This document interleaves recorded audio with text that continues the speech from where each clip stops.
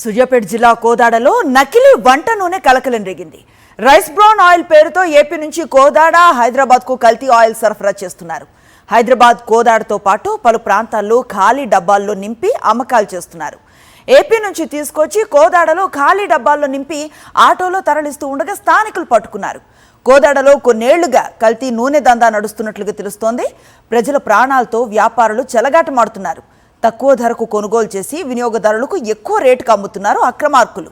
AP నుంచి కల్తీ నూనెను దిగుమతి చేసుకుని కోదాడలో విచ్చలవిడిగా విక్రయాలు చేస్తున్నారు.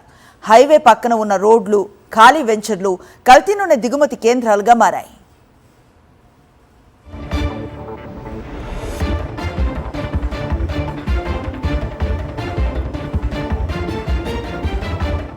కంప్లీట్ డీటెయిల్స్ అందిస్తారు మా కరెస్పాండెంట్ అశోక్. ఎలా ఈ నకిలీ నూనె గుట్టును రట్టు చేశారు?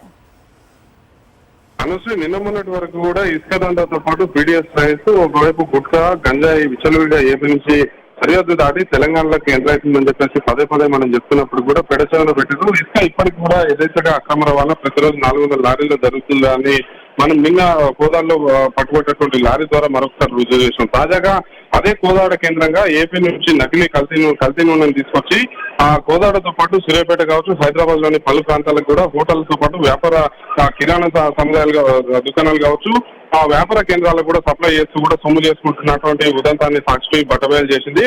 నిన్న కోదాడకు సంబంధించి కోదాడ పరిసర ప్రాంతాల్లో ఒక హైవే వెంట ఆ కల్తీ నూనె ట్యాంకర్ వచ్చిన తర్వాత అక్కడ ఇనుప డబ్బాలు, అంటే ఒక్కొక్క డబ్బాలు 20 లీటర్ల నుంచి 40 లీటర్ల వరకు పట్టేటువంటి కెపాసిటీ ఉన్నటువంటి డబ్బాలలో ట్యాంకర్ల ద్వారా తీసుకొచ్చినటువంటి కల్తీ నూనెని ఫిల్ చేస్తున్నటువంటి క్రమంలోనే మన సాక్షి టీవీ రిపోర్టర్ మురళికి సమాచారం వచ్చినటువంటి క్రమంలోనే అక్కడికి వెళ్లి నిలదీసినటువంటి క్రమంలో అక్కడ ట్యాంక్ ఫుల్ అయిపోయినటువంటి నూనెని తీసుకున్నామని చెప్పేసి చెప్తున్నటువంటి పరిస్థితి ఉంది. కానీ కల్తీ నూనె విజయవాడ కేంద్రంగా కల్తీ నూనెను తయారు చేస్తున్నారు. దాన్ని ఆ కోదాడతో పాటు మేళ్ళ చెరువు కావచ్చు, ఇటు చిన్నపాలెం లాంటి ప్రాంతాల నుంచి కూడా సరిహద్దు దాటించి విచ్చలవిడిగా విక్రయాలు చేస్తున్నటువంటి పరిస్థితి ఉంది. Right, thank you Ashok.